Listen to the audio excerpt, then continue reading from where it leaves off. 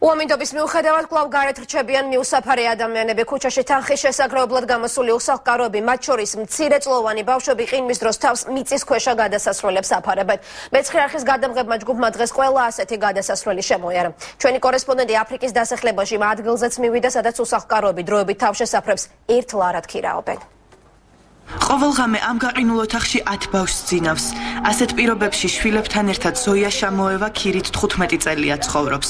მის მსგავსად აფრიკის დასახლებაში 15 ოჯახი ცხოვრობს. გაუსაძლის პირობებში მიწევს ცხოვრება. მთელი დღე ქუჩაში ვარ შვილებთან ერთად და ვმათხოვრობ. ღამე აქ მოვდივართ, ბავშვებს ტალახში წინავთ, მაგრამ სხვა გზა არ მაქვს. არავითარი დახმარება არ მაქვს და იძულებული ვარ თავი მათხოვრობით ვირჩინო. საკუთარ მძიმე პირობებზე კამერებთან საუბარს ერიდება.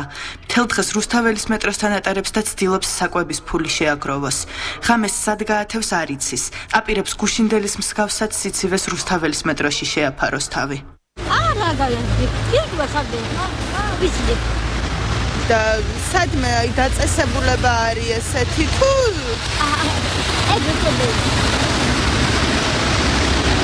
და სიცივეში როგორ თბებით?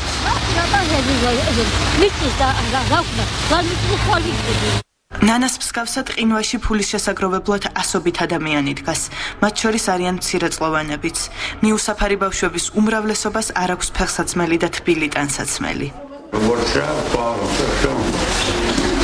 ეს არის ჩემი შრომა და ჩემი მარიფატი. თუ დიდი უფლება იქნება და დაგვეხმარებიან მაგას რაჯობი. უსახლკარო ადამიანების უმეტესობას პირადობის დამადასტურებელი საბუთი არ გააჩნია, რის გამოც სახელმწიფო სოციალურად დაუცველი სტატუსს ვერ ანიჭებს. მათი შემოსავლის ერთადერთ წყაროდ და ღამის გასათევ ადგილად ქუჩა რჩება.